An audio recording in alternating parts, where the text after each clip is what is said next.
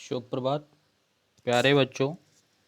मैं संजीत पांडे, प्रवक्ता divine public school Mohanapur Gorakhpur के वीडियो पाठशाला में आपका बहुत बहुत स्वागत करता हूं। बच्चों, आज हम कक्षा 11वीं विषय हिंदी आरोह भाग 1 के काव्य खंड में संकलित 5वां अध्याय जो घर की याद भवानी प्रसाद मिश्र की रचना है, इसका द्वितीय व्याख्यान देखेंगे।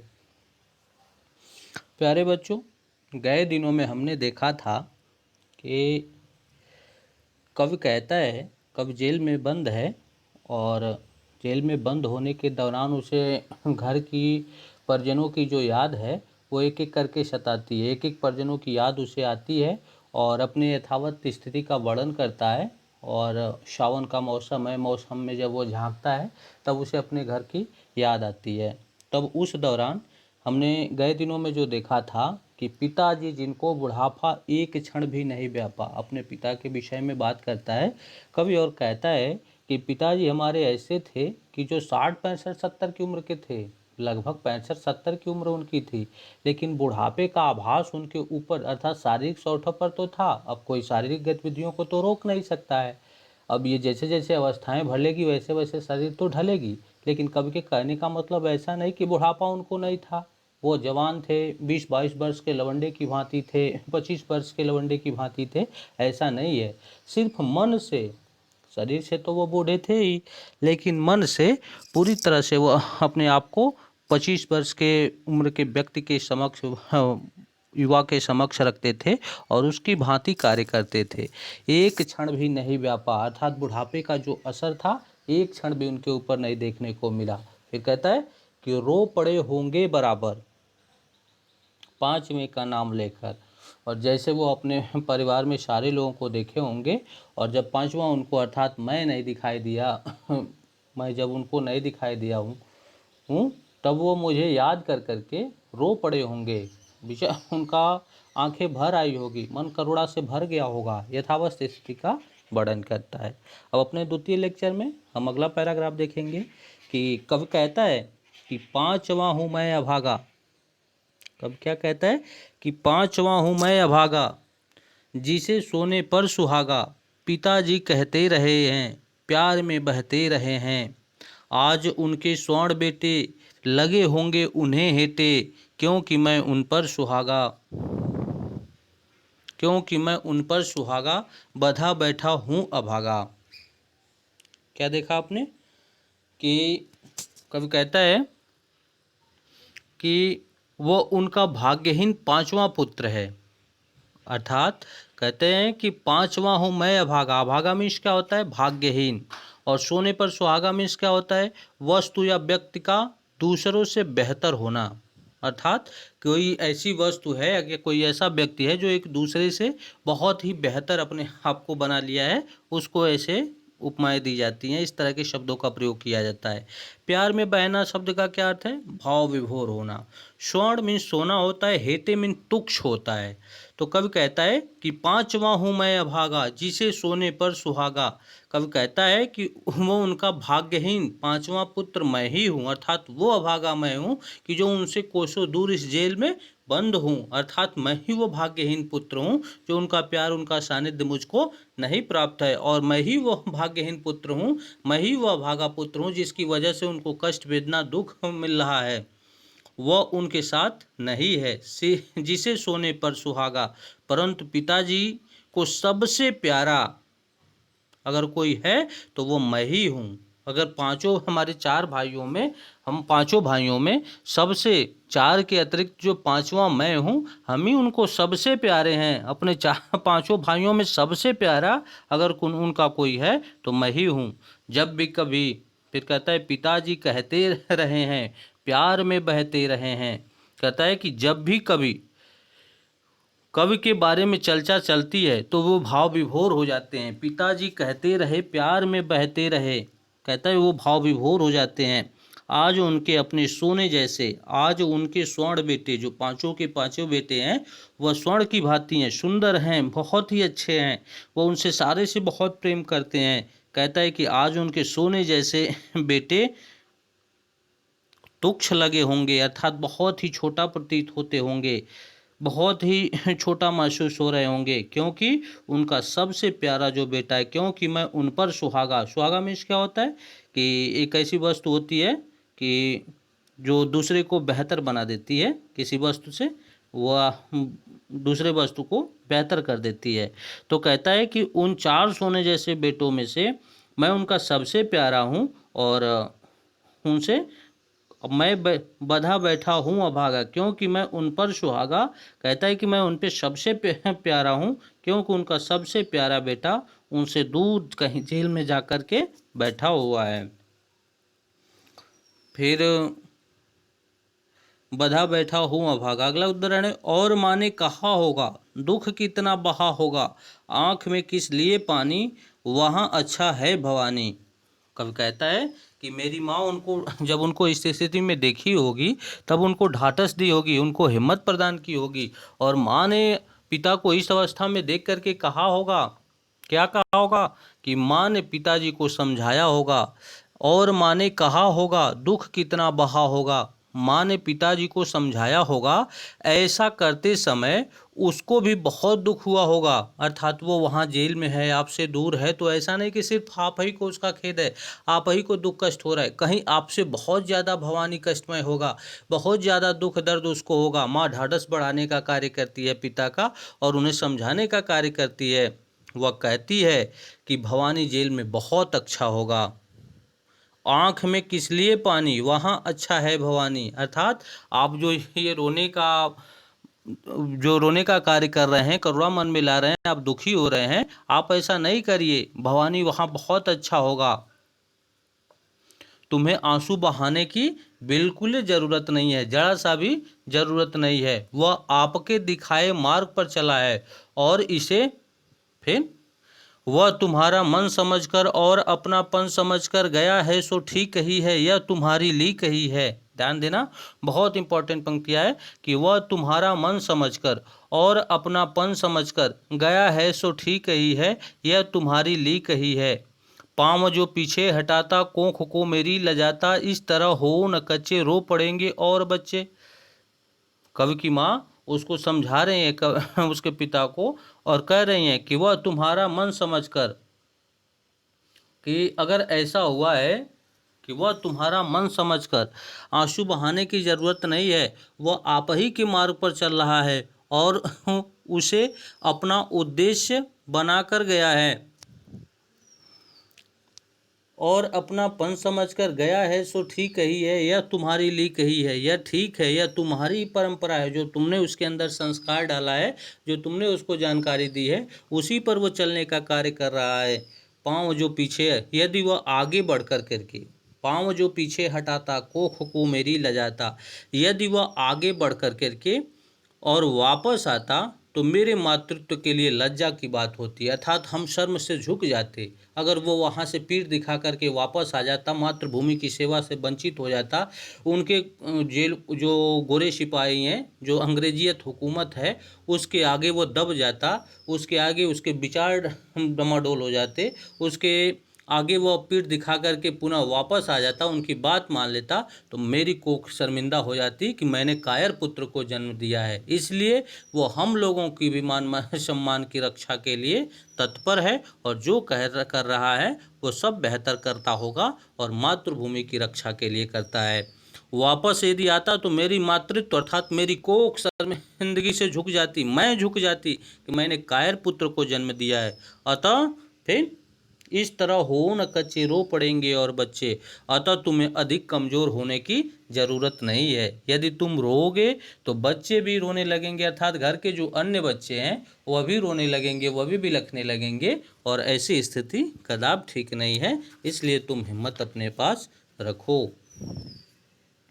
फिर कहते हैं कि पिताजी ने कहा होगा हाय कितना सहा होगा, कहाँ मैं रोता कहाँ हूँ, धीर मैं खोता कहाँ हूँ, हे सजीले हरे सावन, हे कि मेरे पुण्य पावन, तुम बरस लो वे न बरसें, पांचवें को वे न तरसें, मैं मज़े में हूँ सही है, घर नहीं हूँ बस यही है, किंतु यह बस बड़ा बस है, इस बस में सब विरस है। देखना, गौर करने वाली बात है। और आप ध्यान से देखिएगा कि कहते हैं कि पिताजी ने कहा होगा, जब माँ ने ये सारी बातें कह ली होगी तब पिताजी ने उसे समझाने का प्रयास किया होगा और वो अपने इस दुख के, अपने इस करुणा का कारण भी बताया होगा। और तब पिताजी ने माँ से कहा होगा कि माँ की बातें सुनने के बाद पिताजी ने कहा होगा कि मैं रो नहीं रहा हूँ और न ही धैर्य खो रहा हूँ। अर्थात हे प्रिय, मैं कदापि नहीं रो रहा हूँ और न ही धैर्य खो रहा हूँ। यह बात कहते हुए उन्होंने सारी पीड़ा मन में समेट ली होगी। अर्थात मेरे न होने का, मेरी यहाँ यातना का जब उनके मन में आभास होता होगा, कष्ट होता होगा, तो वो पिता हैं, वह खूब ही सारी चीज़ें जानते होंगे और बहुत ही दुखी होंगे। लेकिन एक शब्द में वे सब कुछ समेट लिए होंगे कि मैं नहीं रो रहा हूँ और न ही धैर्य खो रहा हूँ। ये बात कहते हुए न जाने उनको कितना कष्ट हुआ होगा, कितनी पीड़ा हुई होगी। कवि सावन को संबोधित करते हुए कहता है, हे सजीले हरे सावन। कवि सावन को संबोधित करते हुए कहता है कि हे सजीले हरे सावन, तुम हे कि मेरे पुण्य पावन, तुम अत्यंत पवित्र हो। तुम्हारी पवित्रता की कोई सीमा नहीं है। तुम चाहे बरसते रहो अनंत वर्षों, बहुत वर्षों, मुसलधार बारिश करो, तुम्हारे बरसने की अनिश्चितता खूब वर्षों, परंतु मेरे माता पिता की आंखों में आंसू न बरसे। तुम बरस लो वे न बरसें, पांचों को वे न तरसें। तुम चाहे जितना बरसना हो वो बरसना पूरी पृथ्वी को जलमग्न कर देना, लेकिन तुम बरस लो वे न बरसे, लेकिन मेरे पिता की आंखों में आंसू मत बरसने देना। वे अपने पांचवें बेटे की याद करके दुखी न हो, पांचवें को वे न तरसे। जैसे पांचवा बेटा अर्थात मैं, उनको याद आऊं तो वे दुखी न हो। तो कहता है मैं मज़े में हूँ सही है, वह मज़े में है। अर्थात उनको तुम जा कर के हरे और सजीले सावन, तुम जा कर के उनको संदेश देना कि भवानी यहाँ बहुत मज़े में है, इसमें कोई संदेह नहीं है। घर नहीं हूँ बस यही है, इसमें केवल इतना ही अंतर है कि मैं घर पर नहीं हूँ, मैं घर पर नहीं हूँ, घर नहीं हूँ बस यही है। किंतु यह बस बड़ा बस है, किंतु यह बस बड़ा बस है। वह घर के वियोग को मामूली मान रहा है। कह रहा है कि यहाँ से किंतु यह बस बड़ा बस है, घर के वियोग को मामूली मान रहा है, परंतु यह कोई साधारण घटना नहीं कि इसी बस में सब विरस है। इस वियोग से मेरा जीवन दुखमय बन गया है, मैं अलगाव का नरक भोग रहा हूँ। ये कोई बहुत छोटी सी बात नहीं है। आपको ध्यान देने वाली बात होगी कि यहाँ एक ही शब्द का बार बार प्रयोग हो रहा है। एक बस शब्द का 3 बार प्रयोग होता है और तीनों जो बस शब्द हैं उनके अपने अपने अर्थ हैं। तीनों अपने अपने में अपनी अपनी महत्ता लिए हुए हैं और सब ने इसका प्रयोग अपने अपने तौर तरीके से किया है। कब ने बस अर्थात घर नहीं हूँ बस यही है। पहला बस जो है कि घर नहीं हूँ बस यही है शब्द का लाक्षणिक प्रयोग करता है, और जो इसका है कि केवल घर पर ही नहीं है, घर नहीं हूँ बस यही है, अर्थात बस इतना ही इसका अर्थ निकलता है कि केवल घर पर ही नहीं हूँ। और दूसरे प्रयोग, जो दूसरा उसका प्रयोग है वह एक घर से दूर रहने के लिए विवश है, किंतु यह बस बड़ा बस है। कहता है घर से दूर रहने के लिए वह विवश है। और तीसरा जो बस है कि बड़ा बस, तीसरा बस जो है उसकी लाचारी व विवशता को प्रकट करती है, लेकिन इसी बस में सब विरस है। और जो चौथा बस है वह कवि के मन की व्यथा को प्रकट करती है, जिसके कारण उसके सारे सुख छिन गए हैं। अपने माता पिता के साथ रहना, उनके साथ हठी ठहाके लगाना, अपने भाइयों के साथ खेल कूद करना, बहनों के साथ ढेर सारा प्यार बांटना आदि आज सारी चीज़ों से वो वंचित हो गया है। ये कोई बस कोई मामूली बस नहीं है, बहुत बड़ा बस है जो हमको अपने आप से दूर कर दिया है। फिर अगला है कि अगला उदाहरण है कि किंतु उनसे यह न कहना, उन्हें देते धीर रहना, उन्हें कहना लिख रहा हूँ, उन्हें कहना पढ़ रहा हूँ, काम करता हूँ कि कहना, नाम करता हूँ कि कहना, चाहते हैं लोग कहना, मत करो कुछ शोक कहना। ध्यान दीजिएगा, कवि सावन से कहता है कि तुम मेरे माता पिता को मेरे कष्टों के बारे में न बताना, अर्थात हे सजीले और हरे सावन, तुम मेरे माता पिता को मेरे कष्टों के बारे में न बताना, तुम उन्हें धैर्य देते हुए तो कहना उन्हें देते धीर रहना, तुम उन्हें धैर्य देते हुए उन्हें कहना, क्या कहना, तुम उन्हें धीर देते हुए, ढाढ़स बढ़ाते हुए, तुम मेरे बारे कष्टों के बारे में नहीं बताना, तुम उन्हें धैर्य देते हुए, ढाढ़स बढ़ाते हुए और धैर्यता प्रदान करते हुए कहना कि जेल में भी भवानी पढ़ रहा है, साहित्य लिख रहा है, उस वर्तमान परिस्थिति को आम जनजीवन के सामने प्रस्तुत कर रहा है, वह लड़ रहा है संसार से। कहीं न कहीं कुछ ऐसी गतिशीलता जो आपने उसको सिखाई है वो उसमें सक्रिय है, वो अपने उद्देश्य की पूर्ति में सक्रिय है, साहित्य लिख रहा है, यह काम करता है तथा परिवार देश का नाम रोशन कर रहा है। उन्हें कहना लिख रहा हूँ, उन्हें कहना पढ़ रहा हूँ, अर्थात मैं पढ़ लिख कर करके अपने परिवार का, देश का नाम रोशन कर रहा है। फिर कहता है उसे अनेक लोग चाहते हैं, काम करता हूँ कि कहना, नाम करता हूँ कि कहना चाहते हैं लोग, कहना मत करो शोक, कहना कहना कि उनको अनेक लोग चाहते हैं, उनके शोक न करने की बात कहना, अर्थात तो वो हमारे अपने आप से अलग होने का दुख न प्रकट करें। उन्हें यह भी बताना कि मैं यहाँ सुखी हूँ, मैं यहाँ सूत काटने में व्यस्त हूँ। फिर अगला उदाहरण है कि नाम करता हूँ कि कहना चाहते हैं लोग, कहना मत करना कुछ शोक, कहना अर्थात उनको, और कहना मस्त हूँ मैं, काटने में व्यस्त हूँ मैं, अर्थात तुम जाकर के कहना कि मैं सुखपूर्वक जीवन यापन कर रहा हूँ, बहुत घर से भी यहाँ खुशहाल हूँ और मैं सूत काटने का कार्य करता हूँ, अर्थात गांधी जी के बताए मार्ग पर चलता हूँ और मैं जेल में सूत काटने में व्यस्त रहता हूँ। मेरा वजन 70, वजन 70 शेर मेरा और भोजन ढेर मेरा। जो घर वजन संभव नहीं था उससे, अर्थात अपनी स्वस्थता का जिक्र करते हैं कि मैं इतना स्वस्थ हो गया हूँ कि 70 kg का मेरा वजन हो गया है और भोजन तो मैं इतना सारा करता हूँ, इतना सारा करता हूँ कि गोरे देख करके परेशान रहते हैं, मैं इतना हष्ट पुष्ट और स्वस्थ हो गया हूँ, कभी अपने माता पिता को बताने का कार्य करता है। जैसा कि आप जानते ही होंगे कि खली जो है वह कितना बड़ा शरीर है, कितना वजनी शरीर है, न जाने 2-2.5-3 कुंटल का लगभग है वो, लेकिन उसके माता पिता के लिए वो क्या होगा, कमज़ोर दिखाई देता होगा। हर एक माता पिता के लिए जो उसका पुत्र होता है, चाहे वो कितना हो, खली क्यों ना हो जाए, लेकिन वो उसकी नज़र में कमज़ोर होता है। इसलिए कभी अपने आप को इस तरह का उदाहरण देता है कि मैं यहाँ ढेर सारा भोजन करता हूँ और 70 kg मेरे वजन हो गए हैं, बहुत मैं स्वस्थ हूँ। उन्हें यह भी बताना कि मैं यहाँ सुखी हूँ, मैं यहाँ सूत काटने में व्यस्त हूँ, मेरा वजन 70 शेर है, मैं ढेर सारा भोजन करता हूँ और भोजन ढेर मेरा, मैं ढेर सारा भोजन करता हूँ। फिर कहना कि कूदता हूँ, खेलता हूँ, दुख डट कर ठेलता हूँ और कहना मस्त हूँ मैं, यो न कहना अस्त हूँ मैं।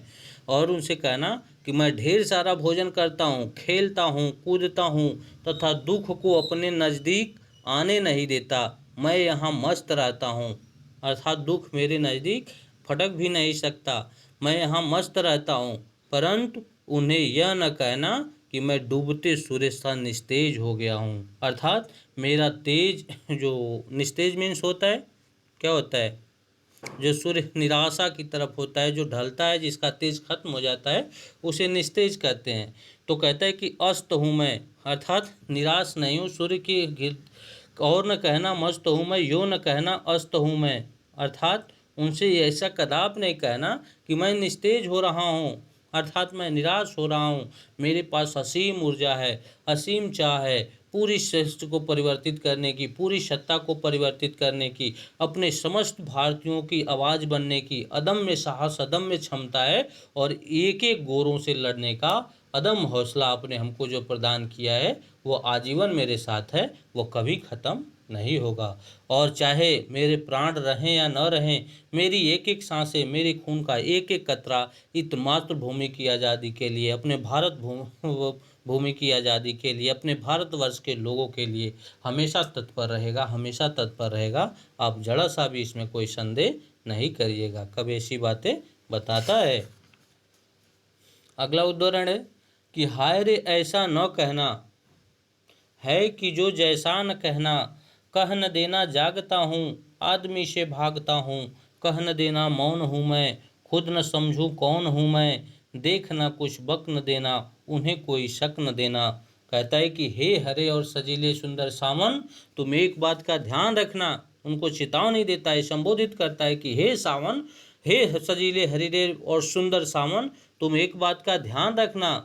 और सावन को सावधान करता है उक्त पंक्ति में और कहता है हाय रे ऐसा न कहना, अर्थात हे सावन तुम, कहता है कि मेरे परिजनों को मेरी सच्चाई न बता देना, उन्हें यह न बताना कि मैं देर रात तक जागता रहता हूँ, कि है जो ऐसा वैसा, हाय रे ऐसा न कहना है कि जो वैसा न कहना, अर्थात जो यथावत स्थिति है जो वर्तमान में तुम देख रहे हो ऐसा उनको कदापि नहीं अवगत कराना। कह न देना जागता हूँ आदमी से भागता हूँ, अर्थात तुम कभी ऐसा नहीं कहना कि मैं देर रात तक जागता हूँ, आम व्यक्ति से दूर भागता हूँ, मैं चुपचाप रहता हूँ। अर्थात हम इनको देख करके डर जाते हैं, चुपचाप दुम सपाक, दुम मीन्स पूंछ होती है, और दुम कुत्ते की भांति दुम सटा कर करके, और हम स्थिरता पूर्वक नहीं है, मंदिर ही अंदर योजनाबद्ध तरीके से काम कर रहे हैं। हम अपने देश के लोगों को आज़ाद करने के लिए, अपनी मातृभूमि को आज़ाद करने के लिए,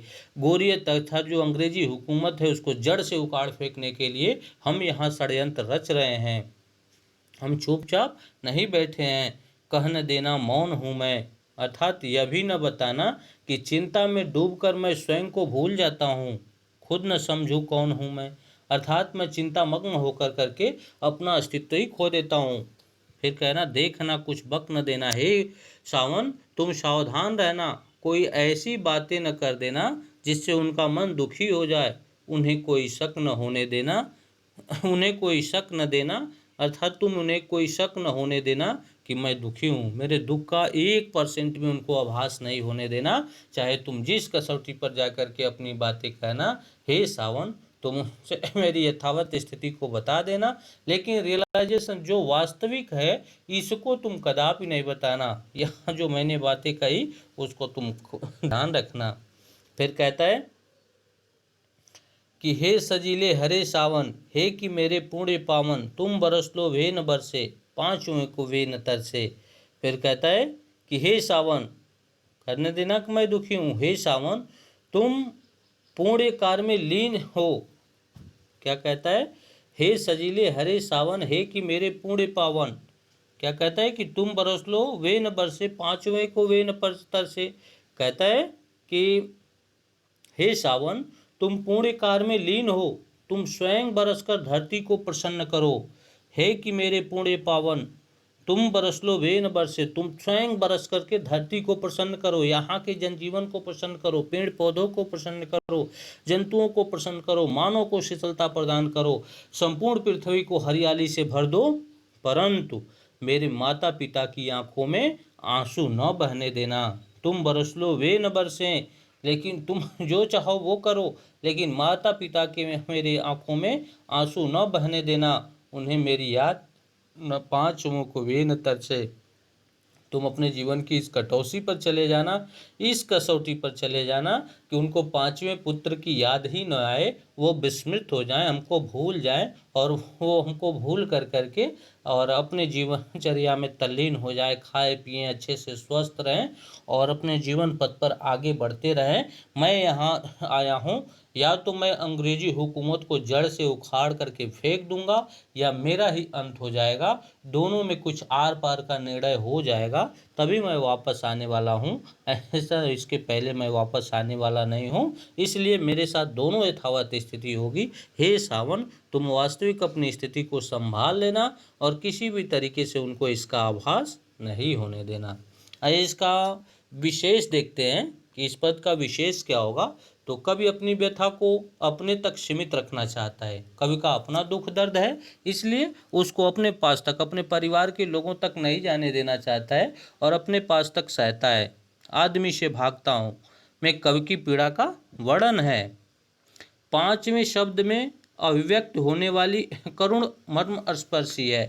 कहता है पांचवा कि पांचवें को वे न तरसें, इसमें क्या है, करुणा का भाव दिखाई देता है कि पांचवें के लिए वो तरसेंगे, अत्यधिक दुख दर्द कर उनको होगी, पीड़ा होगी, आदियत की बातें करता है। फिर सावन का मानवीकरण करता है, सावन को मानव के रूप में, संदेशक के रूप में रखता है कि वो संदेश लेके जाने का कार्य करता है। तो अब हवा तो संदेश लेके जाएगी नहीं, पेड़ पौधे तो हवा संदेश लेके जाएंगे नहीं, बारिश का पानी तो संदेश लेके जाएगा नहीं। तो कभी इसका मानवीकरण करता है, मानव के रूप में तुलना करता है कि ये भी एक यथावत हमारे आपकी तरह है और ये वास्तविक संसार में आएगा और जा कर के बताएगा। सावन के लिए सजीले, हरे, पुण्य, पावन आदि विशेषणों का प्रयोग किया गया है। बक व शक शब्द भाषा को प्रभावशाली बनाते हैं। पुण्य पावन में अनुप्रास अलंकार है, खड़ी बोली में प्रभावी अभिव्यक्ति है, समाज शैली है और ओज प्रसाद माधुर्य, तीन गुण होते हैं जिसमें से प्रसाद गुण है। ये सारे काव्य में पाए जाते हैं और काव्य की शोभा बढ़ाने का कार्य करते हैं। तो इसमें प्रसाद गुण है। कहीं से किसी तरह की कोई दिक्कत अगर आपको होती है तो बेहिचक आप पूछने का प्रयास करिएगा, इसको बार बार पढ़िएगा, बार बार समझने का प्रयास करिएगा। जो कुछ भी आपको व्यवधान आता हो तो आप बेहिचक पूछिएगा। तब तक के लिए धन्यवाद।